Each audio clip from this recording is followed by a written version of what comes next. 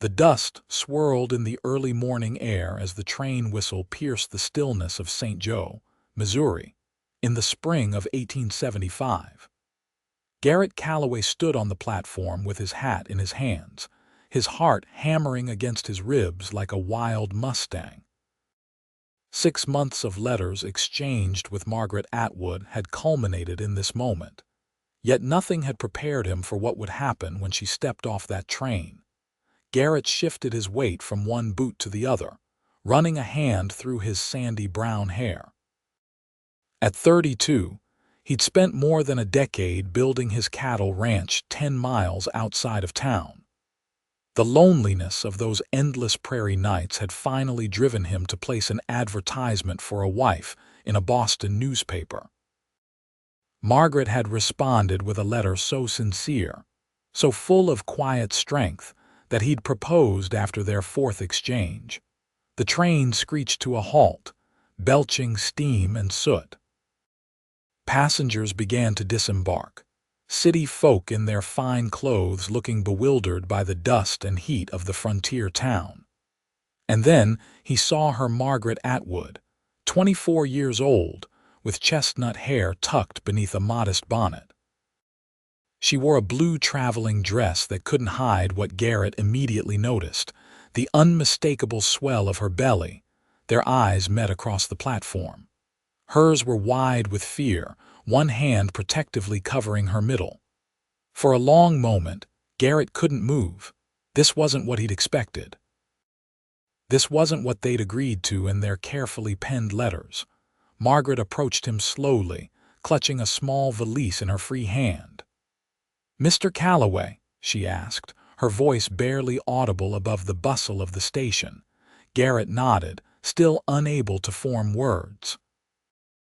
"I understand if you wish to send me back east," Margaret said, her chin lifting with the last of her dignity. "I should have told you in my letters, but I was afraid. I had nowhere else to go." Garrett finally found his voice. "Who is the father?" "My late husband," she replied. "He died in a factory accident 4 months ago. I discovered my condition after his death." Confusion crossed Garrett's face. "Your husband? You never mentioned being married before." "I know," she whispered. "I'm sorry for the deception, but after James died, I had nothing. His family disowned me, and I couldn't support myself in Boston. Your advertisement seemed like providence." Garrett studied her face. There was fear there, but also honesty in her green eyes. He thought of his lonely ranch house, the empty rooms waiting to be filled with life. He'd longed for a family his entire adult life. "My child will have a brother," he said finally, the words surprising even himself. Margaret's eyes filled with tears. "What did you say?" "I said my child will have a brother. That is, if you're still willing to be my wife." The relief on Margaret's face was immediate and profound. "You would still have me." "I've been alone too long, Miss Atwood. Or rather, Mrs. Atwood. I promised you a home, and I'm a man of my word." He hesitated, then added, "I can't promise I'll be a perfect father to your child right away, but I'll try my best." "Mr. Calloway, Garrett," he corrected. "If we're to be married, you should call me Garrett." "Garrett," she repeated, testing the name. "I don't know what to say." He offered his arm. "Say you'll come home with me, Margaret. The Reverend can marry us today if you're willing." She took his arm, her touch light but determined. "I am willing. More than willing." The journey to Reverend Thornton's small church near the town square was silent, both of them lost in thoughts of what lay ahead. The Reverend, a kindly man with white hair and weathered skin, raised his eyebrows at Margaret's condition, but asked no questions. Within the hour, Margaret Atwood became Margaret Calloway, the wife of a rancher she barely knew. As they rode in Garrett's wagon toward the ranch that would now be her home, Margaret broke the silence. "I never thought you would accept me like this. Most men would have put me right back on that train." Garrett kept his eyes on the road ahead. "Most men haven't spent 10 years talking to themselves and their horses." He glanced at her. "How far along are you?" "6 months," she replied. "The baby is due in late August. Summer birth." "That's good. Winter can be harsh out here." He paused. "What was he like?" "Your husband," Margaret looked down at her hands. "James was kind. We married young. I was 18, he was 20. He worked in a textile factory, long hours for little pay. We were happy enough, though we struggled." Her voice softened. "He was so excited about the baby he never even knew." Garrett nodded, unsure what to say. He'd never been good with words, which was why the letters had been such a challenge for him. He'd spent hours crafting each one, wanting to sound educated and thoughtful. "I should tell you," Margaret continued, "I have no experience with ranch life. I've spent my whole life in the city." "I figured as much," Garrett replied. "Don't worry, you'll learn." The ranch came into view as they crested a small hill. It wasn't grand by any means, a sturdy 2-story house with a wide porch, a large barn, and several outbuildings. A corral contained 3 horses, and beyond that, grazing cattle dotted the landscape. "It's beautiful," Margaret breathed, taking in the expanse of land that stretched to the horizon.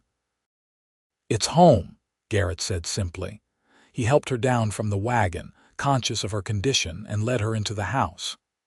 Inside, the rooms were clean but sparse: a kitchen with a wood-burning stove, a dining table with 4 chairs, a sitting room with a single armchair and empty bookshelves. Upstairs were 2 bedrooms, one clearly Garrett's and the other empty except for a bed frame. "I'll bring up your trunk when Thomas delivers it from the station," Garrett said. "The second bedroom will be yours, at least until—" He broke off, suddenly awkward. Margaret completed his thought. "Until we decide otherwise." "Yes," he agreed. "I know this isn't conventional, but neither are we, it seems." "No," Margaret said with the hint of a smile. "We certainly aren't." That evening, they shared their first meal as husband and wife, a simple affair of beans, cornbread, and coffee that Garrett prepared. Margaret insisted on washing the dishes afterward, despite his protests. "I may not know ranch work, but I do know my way around a kitchen," she told him. "I want to contribute." Later, as darkness fell over the prairie, they sat on the porch, listening to the chorus of crickets and distant coyotes. The vast night sky above them was ablaze with stars, more than Margaret had ever seen in Boston. "I've been thinking," Garrett said, breaking the comfortable silence. "The baby will need things. A cradle, clothes, blankets. We should make a list." Margaret glanced at him, surprised. "You've given this thought already?" "I've had a few hours," he said with a slight smile. "And I meant what I said at the station. I want to be a father to your child." "Our child," Margaret corrected gently. "If that's truly what you want." Garrett nodded, his expression solemn in the moonlight. "It is." The following days brought a routine of sorts. Garrett rose before dawn to tend to the cattle and horses, while Margaret took over the cooking and began putting her touch on the house. She used the meager savings she'd brought with her to purchase fabric for curtains and a tablecloth, small touches that began to transform the bachelor's quarters into a family home. A week after her arrival, Garrett returned from town with a wooden cradle he'd commissioned from the local carpenter. "It won't be ready for another month," he explained, "but I wanted to make sure it would be here before the baby." Margaret, who had been rolling out dough for a pie, wiped her hands on her apron. "That's very thoughtful, Garrett." "And this is for you," he added, handing her a small package wrapped in brown paper. Inside was a book of poetry by Elizabeth Barrett Browning. Margaret ran her fingers over the embossed cover, touched beyond words. "You mentioned in your letters that you enjoyed poetry," Garrett said, suddenly self-conscious. "I thought you might like something to read in the evenings." "It's perfect," she said, her voice thick with emotion. "Thank you." As the weeks passed, they settled into a companionable routine. Margaret learned the basics of ranch life: how to collect eggs from the chicken coop, how to milk the single cow Garrett kept, and how to tend the small vegetable garden behind the house. Garrett, for his part, found himself enjoying the simple pleasure of coming home to a hot meal and someone to share conversation with. They still slept in separate bedrooms, neither of them quite ready to address the physical aspect of their marriage. But each night they sat together on the porch or by the fire, talking about their days, their pasts, and sometimes, tentatively, their future. Margaret learned that Garrett had come west at 18, working as a ranch hand until he'd saved enough to buy his own small parcel of land. Year by year, he'd expanded, driving his cattle to Kansas City himself until he could afford to hire help. Now he employed 2 cowhands who lived in a bunkhouse near the barn. Garrett discovered that Margaret was the daughter of a schoolteacher and had received more education than most women of her time. She could read Latin and had once dreamed of becoming a teacher herself before her marriage to James. "Would you still like to be a teacher?" Garrett asked one evening. Margaret considered the question. "Perhaps someday, when the children are older, children, plural." The word hung in the air between them, full of possibility. As Margaret's pregnancy progressed, her body grew heavier and the summer heat became oppressive. Garrett insisted she rest during the hottest part of the day, and he hired a local girl, Emma, to come help with the laundry and heavier chores. In late July, nearly 2 months after Margaret's arrival, they faced their first crisis. A summer storm swept across the prairie, bringing with it hail that damaged part of the roof. Water began leaking into the upstairs hallway, and Garrett spent a frantic night placing buckets to catch the worst of it. The next morning, he climbed onto the roof to assess the damage while Margaret watched anxiously from below, one hand shading her eyes from the sun, the other supporting her back.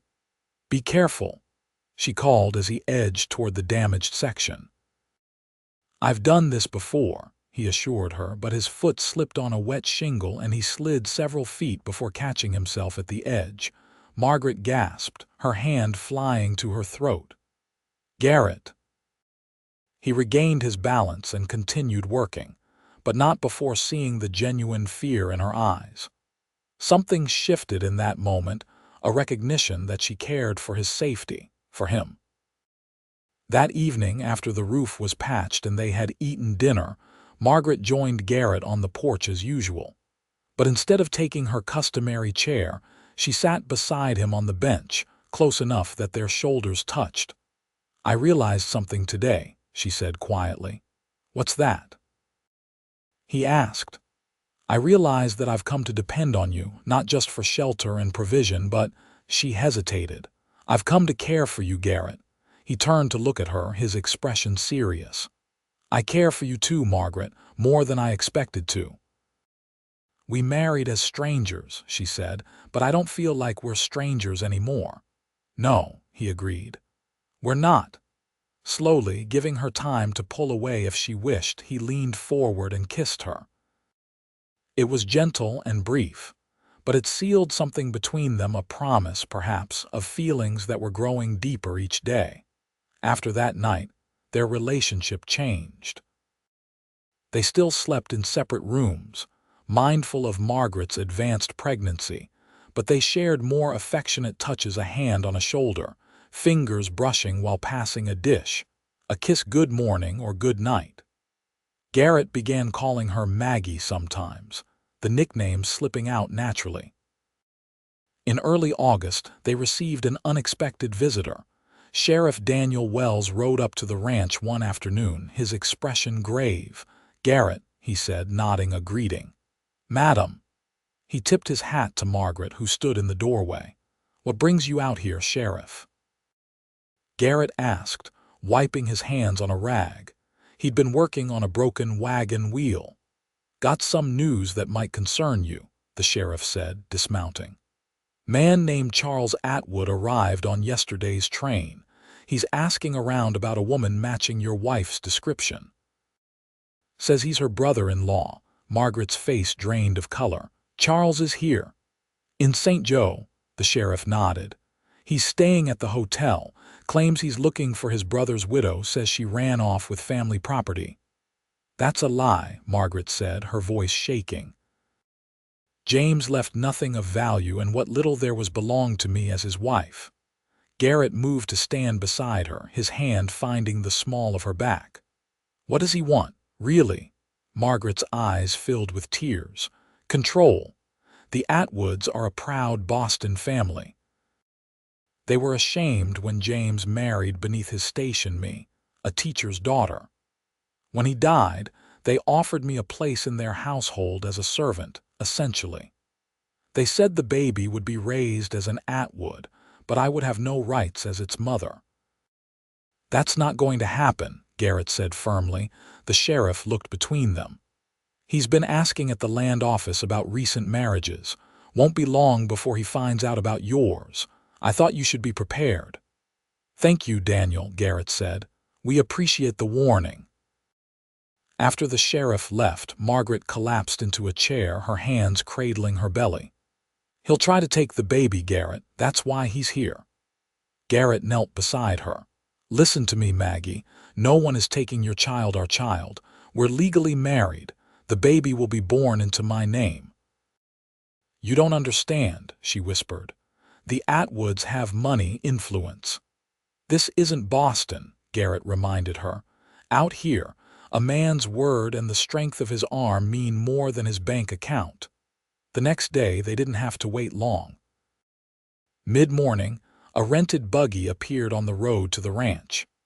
Garrett, who had been watching for just such an arrival, met the visitor in the yard, positioning himself between the buggy and the house. Charles Atwood was a slim man in his 40s, dressed in an expensive suit that looked ridiculous in the dusty ranch yard. He regarded Garrett with open disdain. I'm looking for Margaret Atwood, he announced without preamble. There's no one here by that name, Garrett replied evenly. Charles snorted. Don't play games with me, Cowboy. I know she's here. The gossips in town were all too happy to tell me about the pregnant bride who arrived on the train last month. You're trespassing on private property, Mr. Atwood. And you're harboring my brother's widow and unborn child, Charles shot back. That child is an Atwood and it belongs with its father's family. Garrett's jaw tightened. That child is a Calloway now, as is its mother. Margaret is my wife, legally wedded under the laws of Missouri. Whatever claim you think you have ends there. The door to the house opened, and Margaret appeared on the porch, one hand supporting her lower back. Her face was pale but composed. Charles, she said, her voice carrying across the yard. You've come a long way for nothing. The man's face contorted with rage. You ungrateful little trollop. After everything our family did for you, did for me. Margaret's laugh was bitter. You treated me like a servant even when James was alive. After his death, you made it clear I was nothing to you, except as a vessel for the Atwood heir. That child is the last of my brother's blood. This child will be raised with love, Margaret said, by parents who want nothing more than its happiness. Can you say the same, Charles? Would you love this baby or merely possess it? Charles's face flushed dark red. This isn't over, Margaret. The courts won't help you here, Garrett interrupted. Now get off my land before I have my men escort you. As if on cue, Garrett's two ranch hands who had been watching from near the barn stepped forward, their hands resting near their sidearms. Charles glared at them all, then climbed back into his buggy. You haven't heard the last of this, he warned as he snapped the reins. They watched until the buggy disappeared down the road. Only then did Garrett turn to Margaret, who was trembling visibly. Come inside, he said gently, taking her arm. You need to sit down. Once inside, Margaret broke down in tears. I'm so sorry to bring this trouble to your door, Garrett. I never thought he would follow me here." Garrett pulled her into his arms, cradling her head against his chest. "This is our home, Maggie. No one is going to threaten our family." She looked up at him, her eyes wet. "Do you mean that, truly? You consider this baby family?" "Of course I do," he said, wiping a tear from her cheek. "From the moment I saw you at that train station, I knew my life had changed. I didn't expect to feel this way so quickly, but I do. I love you, Margaret Calloway, and I already love this child." Margaret's breath caught. "I love you too, Garrett. I didn't think it was possible to find love again, especially not like this, but I have." He kissed her then, deeply and with all the emotion he'd been holding back. When they parted, both were breathing heavily. "I should talk to Sheriff Wells," Garrett said, his forehead resting against hers. "Make sure he knows Atwood might cause trouble." Margaret nodded. "Yes, and perhaps we should speak to Reverend Thornton as well. He may have advice about the legal aspects." Garrett smiled. "Always thinking, aren't you? That's one of the things I love about you." The threat of Charles Atwood hung over them in the days that followed, but he didn't return to the ranch. Sheriff Wells reported that the man was still in town, apparently consulting with a lawyer from Kansas City who had arrived on the morning train. "Don't worry too much," the sheriff advised when Garrett came to town for supplies. "The law is clear on this. Margaret is your wife, and any child born during your marriage is legally yours. Atwood can bluster all he wants, but no judge around here is going to side with an outsider over a local rancher with a good reputation." Garrett wanted to believe him, but he still posted one of his ranch hands to keep watch at night, just in case. Margaret, meanwhile, channeled her anxiety into preparing for the baby, sewing tiny garments and organizing the nursery corner in their bedroom. Garrett had moved his things into her room 2 nights after Charles's visit, neither of them wanting to be apart. The baby came during a thunderstorm in the last week of August. Margaret's labor began shortly after dinner, her face going white as she clutched the edge of the table. "It's time," she gasped. Garrett had already made arrangements with Mrs. Landry, the midwife who lived in town. He sent one of the ranch hands to fetch her while he helped Margaret upstairs to their bedroom. The labor was long and difficult. Outside, thunder crashed and lightning split the sky as Margaret fought to bring her child into the world. Garrett stayed with her throughout, holding her hand, wiping her brow, murmuring encouragements even as his own heart raced with fear. Near dawn, as the storm finally began to subside, a different cry filled the house, the lusty wail of a newborn baby. "A healthy boy," Mrs. Landry announced, placing the squalling infant on Margaret's chest after cleaning and wrapping him. "A fine, strong son." Margaret looked down at the tiny face, her exhaustion momentarily forgotten. "Hello, little one," she whispered. "We've been waiting for you." Garrett stood beside the bed, awestruck by the sight of his wife and child. His wife and child. The words echoed in his mind, filling spaces he hadn't known were empty. "He's perfect," he said, his voice rough with emotion. Margaret looked up at him, her face glowing despite her exhaustion. "Would you like to hold your son, your son? Not James's son or even our son, but your son." Garrett's eyes filled with tears as he carefully took the bundle from her arms. The baby's face was red and wrinkled, with a thatch of dark hair plastered to his tiny head. As Garrett watched, the infant's eyes opened dark blue, unfocused, but seeming to look directly at him nonetheless. "What should we name him?" Margaret asked softly. Garrett thought for a moment. "What was your father's name?" "William," she replied. "William Henry." "William Calloway," Garrett tested the name. "It's a good, strong name," Margaret smiled. "William it is then, Mrs." Landry stayed until midday, making sure Margaret and the baby were resting comfortably before Garrett drove her back to town. When he returned, he found Margaret awake, nursing the baby with a look of wonder on her face. "I can't believe he's finally here," she said as Garrett sat on the edge of the bed. "After everything that happened, all the uncertainty, it feels like a miracle." Garrett ran a gentle finger over the baby's cheek. "He is a miracle, our miracle." The first weeks with William were a blur of sleepless nights and new routines. Garrett discovered a depth of patience he hadn't known he possessed, walking the colicky baby around the house in the small hours while Margaret caught a few precious hours of sleep. During the day, he would carry William in a sling across his chest as he performed the less dangerous ranch chores, talking to the infant about cattle and horses and the changing seasons. Margaret watched these interactions with a heart full to bursting. This man, who had every right to resent the child of another man, instead embraced fatherhood with his whole heart. It made her love for him deepen each day. By the time William was a month old, they had settled into a comfortable routine. The threat from Charles Atwood seemed to have dissipated, according to Sheriff Wells. The man had returned to Boston after the lawyer explained the futility of his case. "I think he finally accepted that he had no legal claim," Margaret said as they sat on the porch one evening, William sleeping in a basket at their feet. The air was turning cooler as September faded into October. And perhaps he realized the baby would be loved here.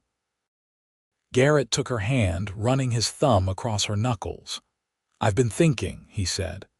"Next spring I'd like to start building an addition to the house. A proper nursery for William and maybe room for more children someday." Margaret's heart skipped. "More children? You would want that?" "With you, yes," he said simply. "I never thought I'd have a family of my own. Now that I do, I find I want it all, a house full of children, growing old together, watching them grow up." Tears sprang to Margaret's eyes. "I want that too, so much." As winter settled over the prairie, the Calloway ranch became a true home. Garrett added more bookshelves to the sitting room, filling them with volumes ordered from St. Louis, poetry for Margaret, adventure tales for himself, and children's books for William when he was older. Margaret hung festive garlands for Christmas and insisted on a proper turkey dinner, inviting the ranch hands and Mrs. Landry to join their celebration. William grew stronger each day, his eyes changing from newborn blue to a warm brown that reminded Margaret of James. But his smile, that was all Garrett, wide and uninhibited. Though not related by blood, father and son shared a bond that deepened with every day. In February, as they lay together in the quiet darkness of their bedroom, Margaret shared a suspicion with her husband. "I think I might be pregnant," she whispered, her head resting on his chest. Garrett's hand, which had been stroking her hair, paused. "Really? Are you certain?" "Not entirely," she admitted. "But it's been 2 months since my monthly time, and I've been feeling queasy in the mornings." Garrett's arms tightened around her. "Another baby," he breathed, and she could hear the smile in his voice. "William will have a brother or sister. You're happy then?" He shifted to look at her in the moonlight filtering through the curtains. "How could I not be? You've given me everything I never knew I wanted, Maggie. A family, love, purpose beyond just surviving from season to season." She kissed him, pouring all her love into the gesture. "And you've given me a home when I had nowhere else to go. You took us in, William and me, when most men would have turned away. I'll love you for that until my dying day." Garrett Calloway. Spring arrived with confirmation of Margaret's pregnancy and new life everywhere on the ranch. Calves were born, the vegetable garden sprouted, and Garrett began work on the house addition with the help of his ranch hands and a carpenter from town. William, now 8 months old, was crawling everywhere, his chubby face alight with curiosity about the world. One warm May afternoon, as Margaret sat in the shade of the porch watching William practice pulling himself up on a chair, a familiar buggy appeared on the road to the ranch. Her heart stuttered with fear. Was Charles back to make trouble? But as the vehicle drew closer, she saw it was driven by a woman. The buggy stopped in the yard, and a young woman in a somber gray dress stepped down. She looked around uncertainly until her gaze fell on Margaret and William. "Mrs. Calloway," she called, approaching the porch. "Margaret Calloway." "Yes," Margaret replied, gathering William into her arms. "Can I help you?" The woman climbed the porch steps, removing her bonnet to reveal fair hair and a face that struck Margaret with a sense of déjà vu. "My name is Grace Atwood. I was James's sister." Margaret stared at her, stunned. James had mentioned a younger sister, but said she had been sent to relatives in Philadelphia years ago after disagreeing with the family's business practices. "Grace, James told me about you, but I never had the chance to meet you." The young woman's eyes filled with tears as she looked at William. Is this James's son?" Margaret nodded, adjusting the baby on her hip. "This is William. Would you like to hold him?" Grace's hands trembled as she took the baby, who regarded her curiously. "He has James's eyes," she said softly. "The same shape." "Yes, he does," Margaret agreed. "Grace, not that I'm not pleased to meet you, but why are you here? How did you find us?" The young woman handed William back, wiping her eyes. "After James died, I wrote to his last known address. The letter was returned. Then I heard from a friend that Charles was making inquiries about a widow and child. I confronted him when he returned from Missouri, and he told me what he'd done trying to take the baby from you." She squared her shoulders. "I came to apologize for my family's behavior and to see my nephew if you would allow it. James and I were close as children before our parents separated us. I loved my brother very much." Margaret's heart went out to the young woman. "Of course you can see William. You're his family too. Please come inside. My husband will be back from the field soon and I'll make some tea." Grace hesitated. "Your husband? Does he know about James? About William's true parentage?" "Garrett has known from the beginning," Margaret assured her. "He's been William's father in every way that matters since the day he was born." Inside, over tea and freshly baked biscuits, Grace shared more of her story.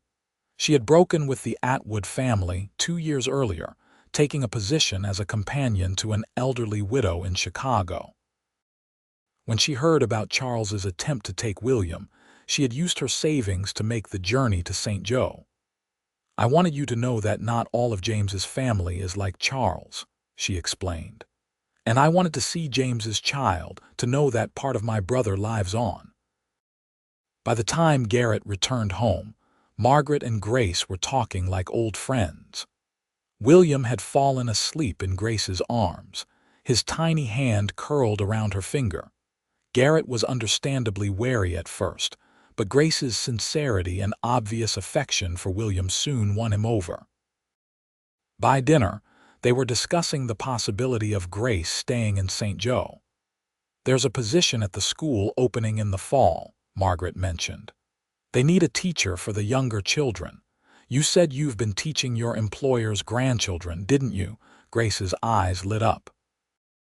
"Do you really think they would consider me?" "Reverend Thornton is on the school board," Garrett said. "I can speak to him tomorrow if you'd like." "That would be wonderful," Grace said. "I've been saving to make a fresh start somewhere new, away from the Atwood influence. I never imagined it might be here." "You're welcome to stay with us while you decide," Margaret offered. "We have a spare room and it would give you more time with William." Grace's eyes filled with tears again. "You would do that, after what Charles tried to do?" "You're not your brother," Garrett said firmly. "And William deserves to know his father's family, the good parts of it, anyway." Grace ended up staying through the summer, moving into town when she secured the teaching position for the fall term. She became a regular visitor to the ranch, doting on William and helping Margaret prepare for the new baby. Margaret's second pregnancy was easier than her first, perhaps because she was happier and more secure. Garrett doted on her, making sure she rested and ate well, reading to her in the evenings when she was too tired to hold a book herself. In late November, just before the first heavy snow of the season, their daughter was born, a robust girl with a shock of blonde hair like her father's. They named her Catherine Grace, honoring both Garrett's mother and William's aunt. Grace was there for the birth, helping Mrs. Landry and taking care of William while Garrett paced the floor downstairs. When she brought the boy in to meet his new sister, his eyes widened with amazement. "Baby?" he asked, pointing a chubby finger. "That's right, son," Garrett said, lifting him onto the bed beside Margaret. "This is your sister, Catherine. Can you say Catherine?" William tried, producing something that sounded more like cat than Catherine. Everyone laughed, and the nickname stuck. As winter deepened, the Calloway home was warm with love and laughter. The house addition was complete, providing a nursery for both children and a small study, where Margaret had begun writing children's stories in her spare moments, tales of brave pioneers and kind cowboys that she hoped to publish someday. One snowy evening, as Garrett built up the fire in their bedroom, Margaret watched him from the bed where she was nursing Catherine. "What are you thinking about?" he asked, catching her gaze. "How different my life is from what I imagined a year ago," she replied. "When James died, I thought my life was over. I was alone, penniless, pregnant, desperate enough to answer an advertisement for a mail-order bride." She smiled down at their daughter. "I never dreamed I would find love again, let alone a man who would embrace another man's child as his own." Garrett came to sit beside her on the bed, stroking Catherine's downy head. "And I never thought a woman stepping off a train with another man's child would be the answer to prayers I didn't even know I was saying." He leaned forward to kiss her, gentle but full of promise. "I thank God every day that you had the courage to get on that train, Maggie. And I thank God you had the heart to say those words at the station," she whispered. "My child will have a brother. You changed both our lives with that sentence." "Our lives were meant to change," Garrett said simply. "We were meant to find each other." Outside, snow continued to fall, blanketing the prairie in pristine white. Inside, the Calloway family, built not from blood ties but from choice and love and second chances, slept peacefully, safe in the knowledge that they had found their way home. By the spring of 1877, the Calloway ranch was thriving. Garrett had expanded his herd and hired 2 more hands to help with the increased workload. The house, with its new addition, stood as a testament to the growing family it sheltered. William, approaching his 2nd birthday, was a sturdy boy with his mother's serious expression and an adventurous spirit that kept Margaret constantly vigilant. Catherine, at 6 months, was already showing signs of her father's calm determination, watching the world with thoughtful eyes and rarely fussing. Grace had settled well in St. Joe, becoming a beloved teacher and a fixture at Sunday dinners at the ranch.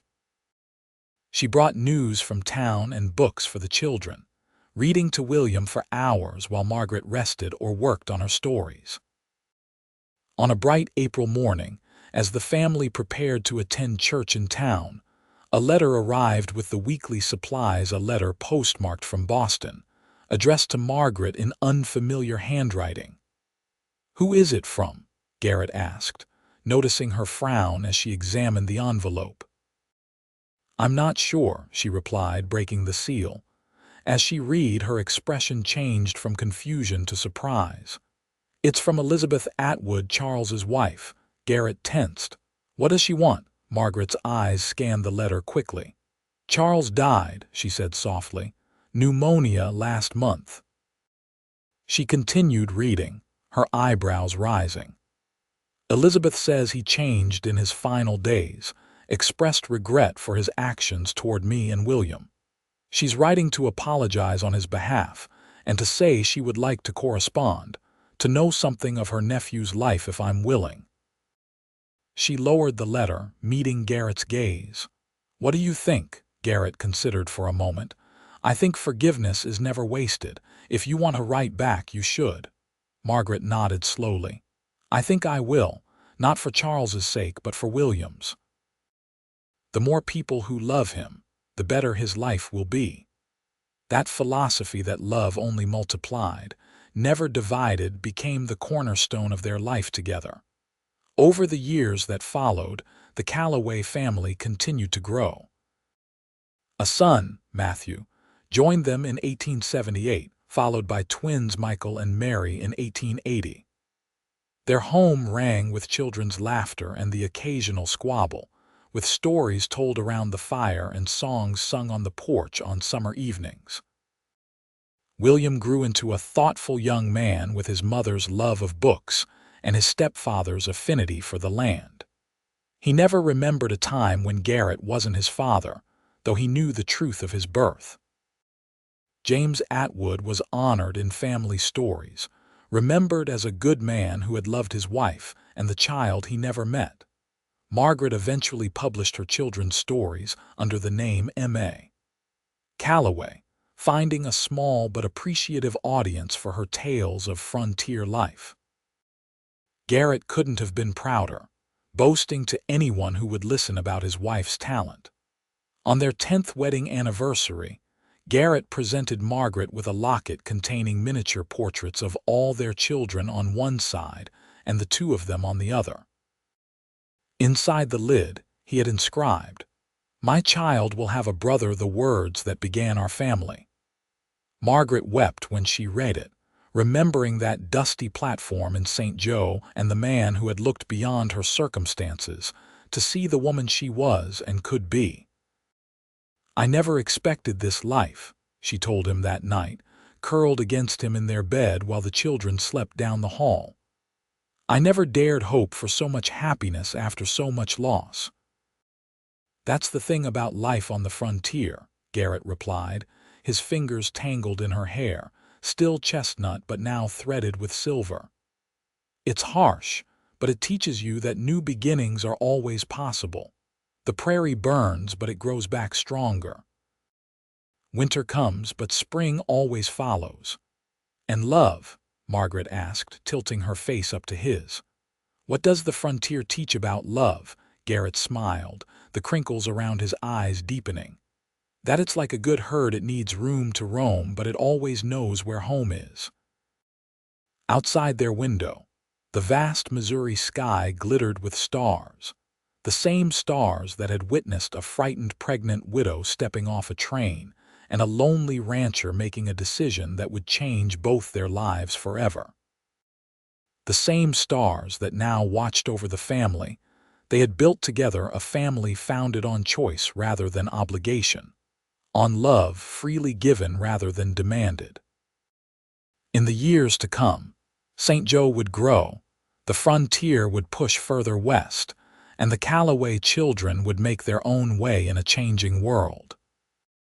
But the story of how their family began would be told and retold, passed down through generations as an example of how love, when given the chance, can transform lives in ways no one could predict.